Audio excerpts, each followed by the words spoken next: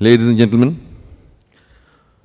well, I'm happy to be here today with you all, and I thank Mail Today for giving this opportunity to me to put forward my views on the development challenges that have been faced by the state of Uttar Pradesh and how we have overcome those challenges, what we have done, what path we have traversed, and what is the road ahead.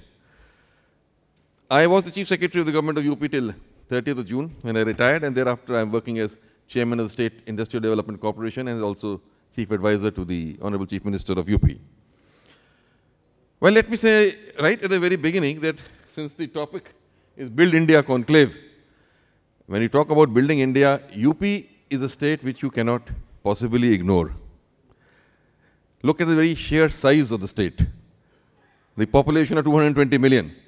If you look at just the population of the state, we are, if we were a nation by ourselves, the 5th largest nation in the world.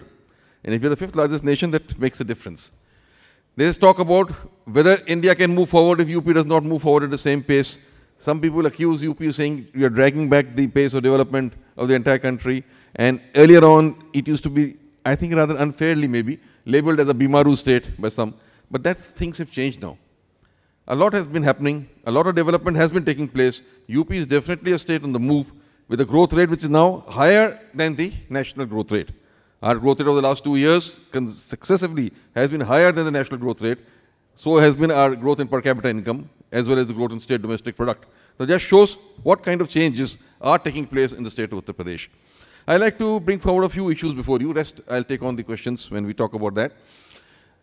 As I said, it's the largest population, 220 million. So this is also a huge market. All of you who are connected with the industry can appreciate and understand that when you talk of investment, the kind of opportunity that the state of Uttar Pradesh provides for you, it's a huge market, a huge consumer base that is available to you. Apart from that, there's so many things, and we are the largest producers. Uttar Pradesh is the largest producer of wheat, largest producer of sugarcane, the largest producer of milk, the largest producer of potatoes. There's so many things, and 3rd largest producer of all fruits and vegetables, 5th largest as far as manufacturing is concerned. So this is the kind of scenario that you have a state which is large and which has tremendous potential in every possible way, whichever way you look at it. Over the last couple of years, the state of Uttar Pradesh has been following a definite pattern, a definite policy on how it is going to develop itself. And that has been infrastructure-led growth. We've been talking about the infrastructure-led growth. And our Chief Minister is also very clear upon that, that unless we develop the infrastructure, we are not going to get the returns that we're likely to get. Economic activity is not going to pick up, and the benefits will not reach to the people. So infrastructure-led growth along with inclusive growth also, because we have a large amount of poverty in a state, huge amount of our people subsist on agriculture and live in the rural areas. So the twin projection is infrastructure-led growth along with inclusive growth. That's what we're going to talk about. Now when we talk about infrastructure, let me just mention a few things, what has been done in the state of UP. Number one, the entire work culture of UP over the last couple of years has changed to the extent that now not only are projects being conceived, the projects are being implemented on time. That is because the political leadership is showing the political will to do it and giving the right kind of leadership, non-interference with the execution of projects at all levels, at the political or the bureaucratic level, then rigorous monitoring at the bureaucratic level, project management techniques, analysis, deadlines, timelines, sticking to the schedules, making all resources come together and making the entire team work together as a genuine team spirit being there. So let me mention a few examples. The Lucknow-Agra Expressway. I don't know, you must have heard about it. It was just inaugurated last month on the 21st of November. Now this is an expressway, is the largest expressway anywhere in the country. 302 kilometer access controlled 6-lane expressway, which was started 22 months ago. In a record time of 22 months, the largest expressway in the country has been fully constructed and made operational. Now that is a huge achievement, let me point out to you. You must have heard of roads coming up, and even the national highways, there's so many problems come. There are problems of land acquisition, there are problems of utility shifting, there are problems of getting the right contracts, the problems of contractors not delivering. And so many projects which are supposed to be completed in 2 years, 3 years, 4 years, they go up to 5 years, 10 years, but not so Lucknow-Agra Expressway. It was conceived as a project which would be completed. Initially they said it will take 36 months. Then the political leadership was clear that no, we want to bring it down. And it came down to 22 months, and to the day, in 22 months, we completed the Lucknow-Agra Expressway. The biggest thing was that we acquired land from 30,000 farmers in the process. And there was not a single dispute, not a single matter going to the court. It was done through direct negotiations with the farmers, authorizing our district magistrates and collectors to go to the field, negotiate, settle the price, pay that price, and get the land, involve them in the process of the development, and they came forward. And so this expressway is one example. Roads, my Chief Minister was very clear, are an engine of growth. Because as they say, it was not America that built roads, it was roads that built America. And that double the speed, triple the economy. Those are the two slogans which the Chief Minister gave. And working on this, every district headquarter was to be linked by 4-lane roads. Every district headquarter. And we had 75 districts. And work has started on all, and 51 districts have already been connected by 4-lane roads. The balance, the work is going on, shall be completed by March, and some which are laggards by June.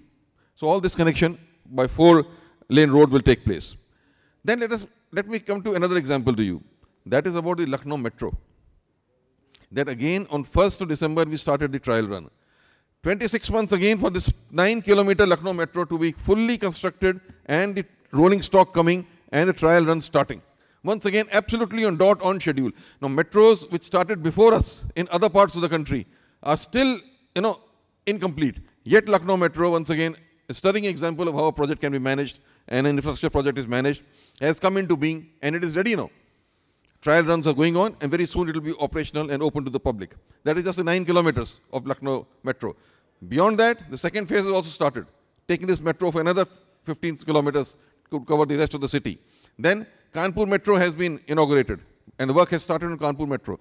Project for Varanasi Metro has been prepared and submitted to the Government of India for its approval. Noida and Greater Noida are being linked by metro, and work is going on at such a frenetic pace that by June 2017, we are confident that this Noida and Metro Noida and Greater Noida will be linked with the metro, because the work will be completed in all aspects.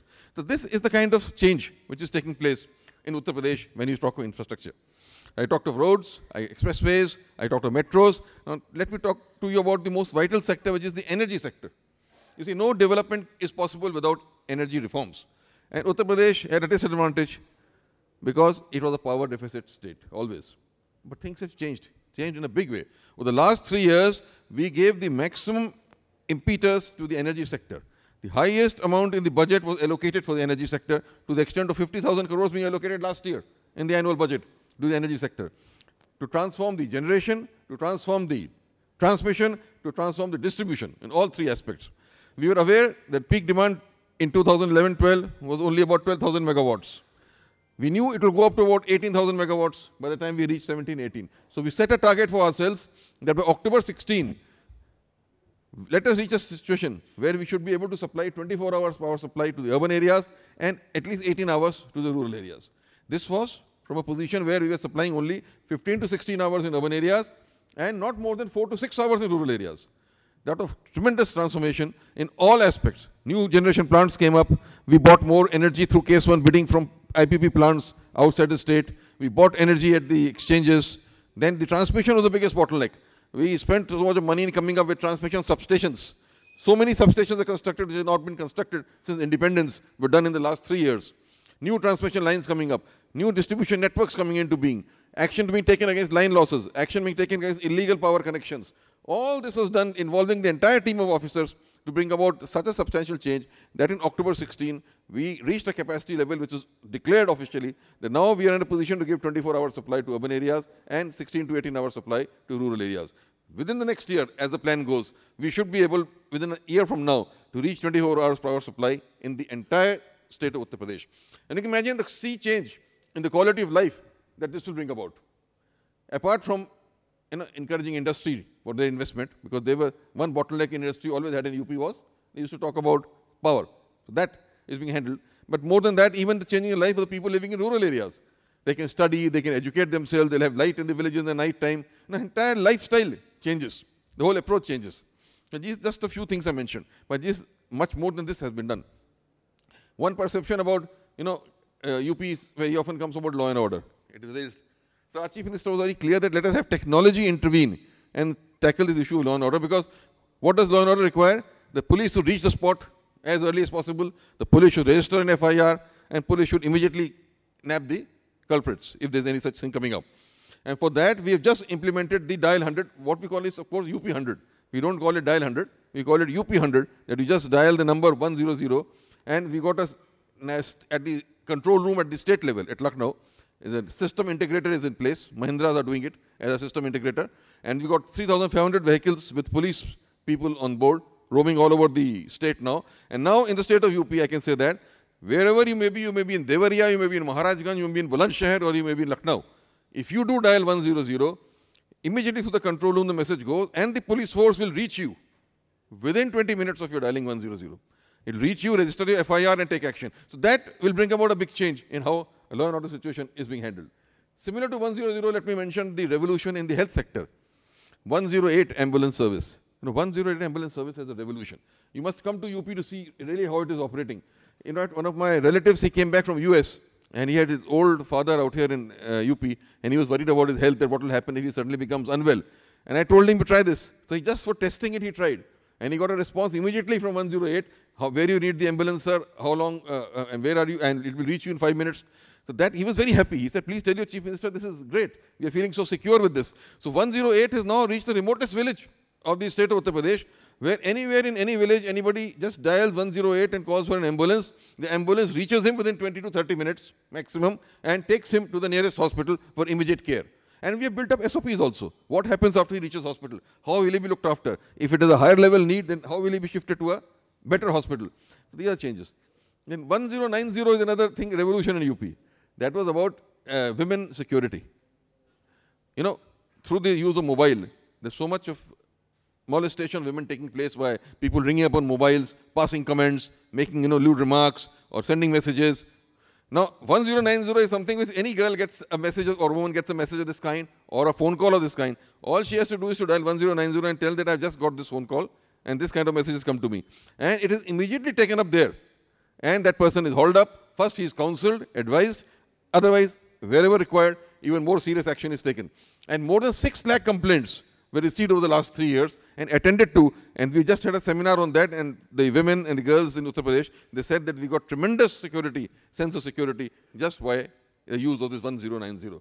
These are some things I'm just mentioning, the change that has come about because of this. Talking about industry and investment, let me say that as far as industry investment is concerned, we have an enabling policy framework. We have an industrial policy which is very vibrant. In fact, for any project above 500 crores, it is across the table. We can sit with you across the table and negotiate whatever concessions the industry requires and what we can give. And case to case, we can agree on that. That much is the openness of the policy regarding industry. Then we have sector policies for food processing, for textiles. We have a vibrant IT policy, electronics policy. In fact, my colleagues from Noida, Greater Noida are here. Greater Noida and Yamuna Expressway are getting developed as an electronic hub for the rest of the country. Let me say so.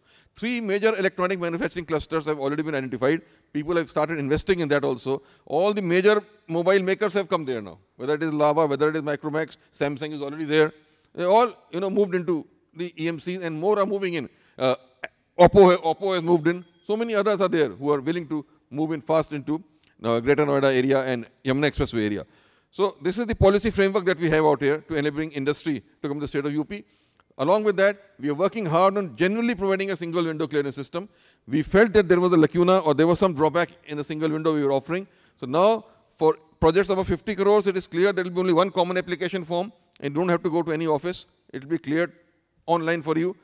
But then people said, why 50 crores? Why not bring it down to even the small and medium sector? So that has also been announced, and the industry sectors are being trained and oriented for that, so that they also accept one common form, and the DICs are able to guide the clearances from whichever level the clearance is required for that industry to be set up. Then I must mention skill development. Huge amount of work has been done in skill development and human capital formation in the state of Uttar Pradesh. We have a skill development mission, a very vibrant mission. We have got 46 lakh people registered on that skill development mission for employment. Out of that, already 5 lakh people have been trained, and more than 1 lakh have got employment as a result of the skill development that has taken place through these vocational training providers in the private sector who are working with us in the skill development mission. In fact, our skill development mission got rewarded or awarded at the national level and at the international level also as one of the finest examples in skill development that has taken place in the country today. Then the human capital formation. Industry or for growth, you require human capital. We have engineering institutes which are numbering over 400. We have management institutes also another 400 odd. We have polytechnics, ITIs. The result is that 96,000 engineers are being churned out in the state of Uttar Pradesh every year. 96,000 engineers, that's quite a lot. So that kind of workforce is available. Now we are working on how to make them genuinely employable. Because one survey said that quality of education needs to be improved to make these people genuinely employable, to give them personality development skills, communication skills, to add to their way they can work in a group environment. So all this now is being taken up along with the curriculum. We are changing the curriculum in the universities to equip the boys and girls with this kind of wherewithal so that they can be genuinely employable. So this is what is happening in the human capital area. Health sector I've already mentioned. We have taken significant steps in reduction in infant mortality, significant steps in reduction of maternal mortality rates, which are still higher than the rest of the country. Because at one stage they were too high, but they're coming down increasingly every year. So we have a state development agenda where for each area we have identified 3 to 4 key things which we have to do. And we are focusing on 3 to 4 things and implementing them within a time frame or within a timeline. So what I want to say was, this is the kind of growth pattern that we are following in the state of Uttar Pradesh. It definitely is a state on the move now, but we are also taking care of those people who are not part of the growth process to some reason or other, the social welfare aspect, the inclusive aspect, as I said in the beginning. And the biggest scheme out there is the Samajwadi pension scheme, where 500 rupees to the woman of the family is being paid below a certain poverty line. 55 lakh families are being covered with a budget of more than 3,000 crores, and straight away the money is being transferred to the bank account every month. Straight to the bank account, so there is no allegation of corruption or seepage anywhere. Similarly for agriculture, Mr. Khan, my colleague friend, is sitting out here, he knows about it. That for seed distribution, we came out with a remarkable DBT scheme, direct cash benefit transfer scheme, that farmers are to be registered online, and online they go ahead with what seed requirement, and they get the seeds. It is not through government subsidy scheme where so much is lost in the process of the subsidy, so many seeds are not reaching, or genuine farmers are not there in the list. So many other allegations used to be there. That has been done away by the direct cash benefit transfer scheme, which we implemented in the field of agriculture. So these are some of the things I just wanted to mention. Rest, as I said, as and when the discussion goes on, if there's some other areas which you'd like me to focus on, I can do that. But once again, I would like to stress upon and make the point that Uttar Pradesh is definitely a state on the move. Uttar Pradesh dynamic development process has been initiated and is being carried forward. And it's a place which you will see more and more in the news as time comes forward, because people are investing in the state, people are coming forward. Samsung is there, LG is there, so many others, are taking interest and coming forward to invest in the state of Uttar Pradesh. Transformation is taking place gradually, but definitely, and definitely going in a particular direction, this transformation. So it's wonderful to be here with you all and share with you some of my ideas about how this state of Uttar Pradesh is on the move and adding to this Build India aspect, because I also certainly believe that the development of Uttar Pradesh, and at a very rapid pace, is vital for building the country as we want to build it. Thank you very much. Thank you, Mr. Alok Ranjan. We will ask you a few questions, and I have a couple of questions myself, and then we'll open it up for the audience. We can only take a limited number of questions.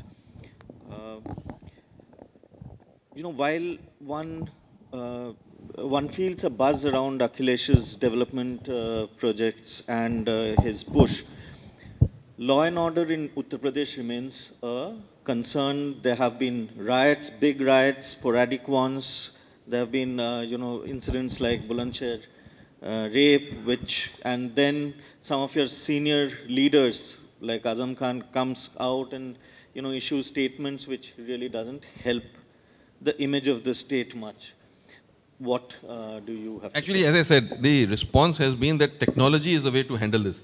And that is why, as I mentioned, UP 100 or Dial 100 was the best way we could handle this issue of law and order. Because the basic thing about law and order required, as I said, is the police force must reach on the spot, it must take action, register FIR, take action. If this is done, then immediately, the law and order thing can get tackled. Any event, even if it's a major, starts as a local event or a local incident, it should not be allowed to snowball into something bigger. That is what we are taking care of. That is why the instructions have been issued to all the district magistrates and SSPs, that wherever even a small incident takes place, it may have communal overtones to begin with. But if the DM and SSP reach the spot immediately and sort out the issue, then that thing gets sorted out at the local level. It does not become a major issue. And I'm glad to share with you that now any major riot or any communal disturbance of that kind, you would not have heard after the Muzaffarnagar thing. Yeah. So, there's one very interesting a program that you have apparently started, the perfume park near Kannauj. That's something that I wanted to ask you about. Kannauj, as we know, produces some of the finest ethers. And so how do you, what is the plan? Kannauj also happens to be the constituency of, earlier on it was the constituency of Chief Minister, now it is the constituency of his wife, Dimple Yadav. So Kannauj is historically, it was a very important city in the ancient history. Right up to Kanishk, I think Kannauj used to be the capital of the country. And then it was known for its perfume, Itr, always. And the Itr of a very high quality, and even today, the essence and Itr is going from here to France and other countries where many big companies are converting it into high quality perfumes and selling it. So what the Chief Minister did was that this place Grasse in France, Grasse is a city which is dedicated to perfume industry. So we had a kind of a MOU between Grasse and Kannauj to develop together, and we sent many of our artisans who are working in this sector to Grasse to get trained in modern techniques of how to get perfume out of flowers, how to get the plantations done, whatever. So training programs are started. Then this perfume park, the whole idea comes from there only. That perfume park would have all the kind of various perfumes that are being produced in the Kannauj area. Then also a museum dedicated to the perfume industry as such, where they will show you how the perfumes are made, how the extract is coming from the flowers, how it is being processed, how it is being bottled, what is being done. So it is kind of dedicated to the perfume sector and developing that sector in a way that not only does it develop the city of Kannauj, but also the livelihood of the artisans working in the sector. Would it also be? Would it also come under this idea of Make in India, where others come and make perfumes and then market it? What we're trying at the moment is that because our artisans are not having enough knowledge about marketing or technology or other things, so we are trying to train them and give them that input. What kind of thing they should do so that they are sellable in the international market, so that their level is uplifted. We're not talking about people coming here and producing, but we're uplifting the level of these people who are there already. Right. Yeah. And as you yourself said, UP is our most populous state. It would have been the 5th largest nation if it were a nation. What is the government doing about skilling the people so that it becomes a huge workforce? I did mention in my presentation that we are very conscious of the fact that a very large portion of our population is in the age group of 15 to 45, which is the working age population. And therefore, they need jobs. And for jobs, not only are the educational institutions becoming, more and more educational institutions have come up in higher education level, more polytechnics, more ITIs, but the skill development mission, which I mentioned, has done tremendous work in having private sector getting involved with it, working as a vocational training provider in various trades and training these boys and girls, and then having MOUs, flexi MOUs with industry, like we flexi MOUs with many of these fast food chains and all, as an example. They need a lot of people to work with them. So we have a flexi MOU that you train our people and then you employ them. So this kind of MOUs now we're getting with more and more industry. And with this, linking the training with employment is what we're trying to follow through our skill development mission. I think this is making a difference. I would throw it open to the audience if you have the person there. My name is Amlan. Sir, it's wonderful to know about the UP beating the national growth rate. I think it has been happening for the past 10 years that UP is able to beat the national growth rate. My question is there any particular focus area? I mean to say, are you focusing on primary, secondary or tertiary industries for further growth in UP? Basically, yes, it is infrastructure sector, as I said. Growth in infrastructure, which is leading to this higher growth rate in the state of UP. And as far as industry is concerned, the MSME sector has done a wonderful job in the state of UP with a large number of MSME industries opening up every year. But now, with this new industrial policy, we are inviting the larger industry also to come up, and they are responding to it. So I think basically the growth in infrastructure has a direct connection with the kind of growth rate that we have. And as you rightly said, this higher than the national growth rate is because of this emphasis on infrastructure, in particular, over the last couple of 3 years or so. Gentleman here.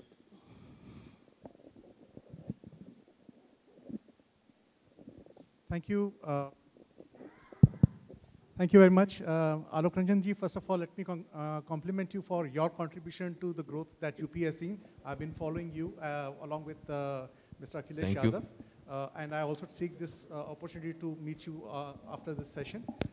My question to you, sir, is that being among the more populated states, densely populated states in the country, we have a huge chunk of UP population coming into the workforce every year. And just putting up more and more educational institutions will have more qualified unemployed people.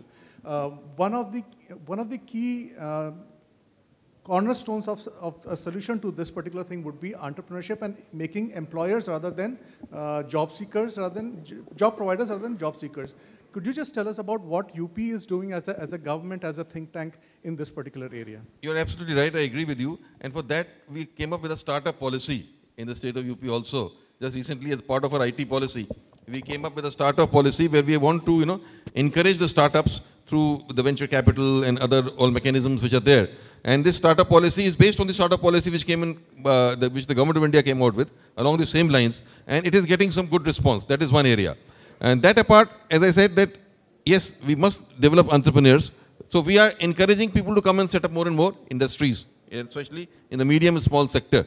And therefore, the MSME policy has a new MSME policy is there. In even handicraft sector, there's a special policy. So we encouraging people to come up and set up their own industry or sector. Then tourism is something which generates a lot of employment. So tourism was another area which we are focused on in a big way. And Lucknow, Varanasi and Agra we are developing as a triangle kind of thing, arc for tourism sector. And we find that this sector is able to generate a lot of employment. The number of tourists, domestic in particular, has gone up in all these three areas where we are marketing different packages. So these are some of the sector-specific areas where they're able to generate more employment, which you're focusing on. But you're right, we have to work more on developing enterprise and developing more entrepreneurial skills among the people. We'll work on it and we'll be open to suggestions on this area. Mr. Khan. Could you please? Good afternoon, Mr. Ranjan. My name is Dr. Umang Sahai. I had the pleasure of meeting you when you were Chief Secretary of the state. I'm developing one of the largest medical center in the state of Uttar Pradesh, which is on a 10 square kilometer area, which is a $2 billion project.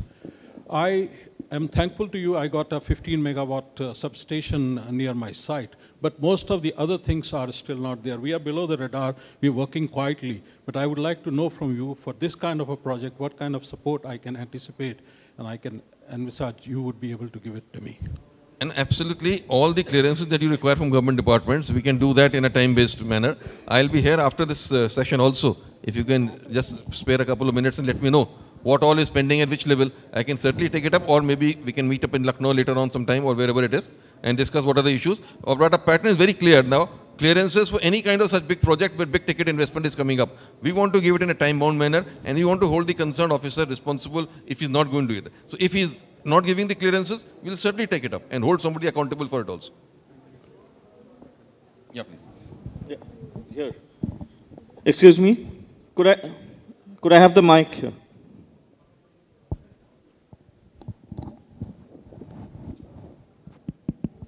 I am J. Khan, Chairman of Indian Council of Food and Agriculture. I must congratulate Mr. Alok Ranjan for the excellent presentation and also for the fact that the change in people's perception about Uttar Pradesh coincided with your taking over as Chief Secretary.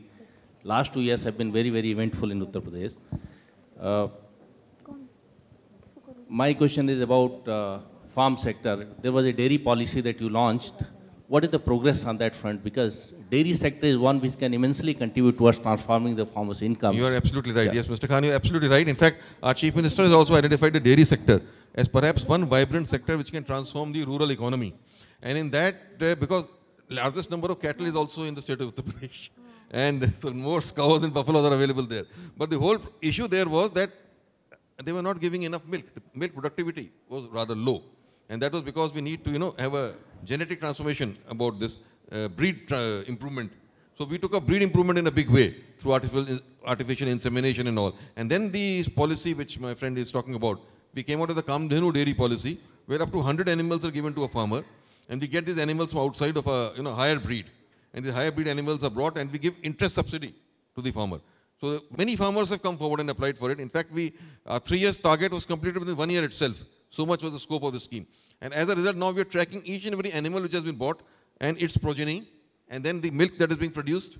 And we find that a big sea change is taking place because of this Kamdhenu dairy scheme. It really revolutionized the dairy sector in UP, and that is why you find now many people coming to UP. Amul has come to UP in a big way now. Amul has already set up a 5 lakh litre per day plant in Lucknow, a 5 lakh litre per day plant in Kanpur. It's coming up with a 5 lakh litre per day plant in your Varanasi. So many other milk producers like Gyan Dairy and others have also come forward because now they are realizing the potential in the milk sector in UP, and our breed improvement will make a big difference to this, because if the right breed animals are there and proper feed is provided to them, this transformation to the dairy sector can come about. And along with that, I just mentioned poultry also. Another sector we focused on, and a big change that has come about because of our poultry policy, where now many farmers have taken up poultry farming to add to their income levels. We'll just take one more question. Woman there.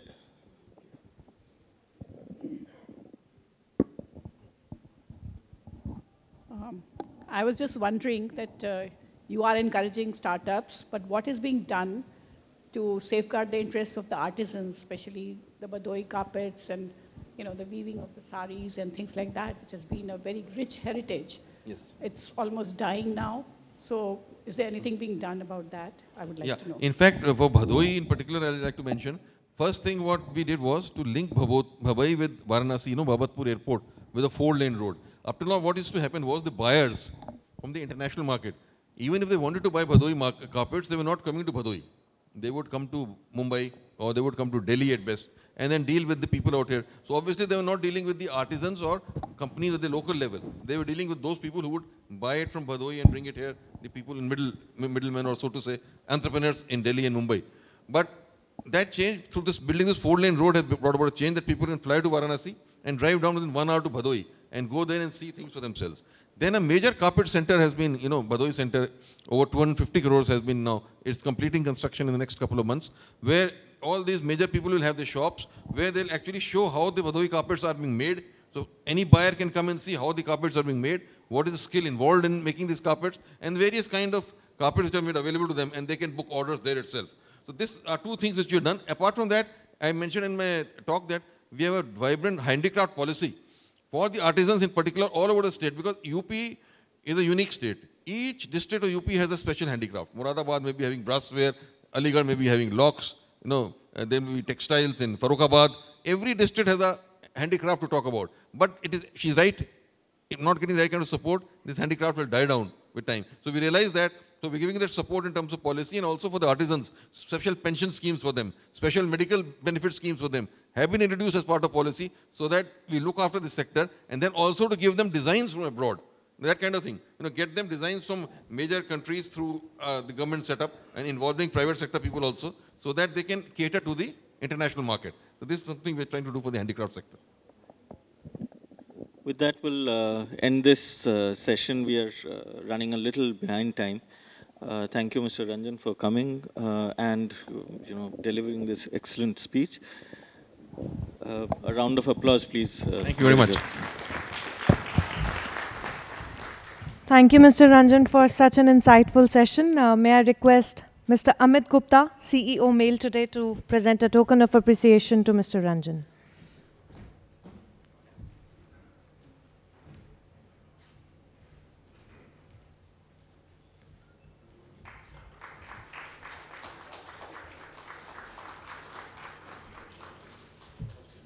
Thank you, sir. Ladies and gentlemen, we shall now break for lunch, and we shall see you back at 2:45. If any one of you are keen to understand investment opportunities that UP offers, we have organized a working lunch on 2nd floor at Baluchi Restaurant, where you can have discussion over lunch with Mr. Alok Ranjan.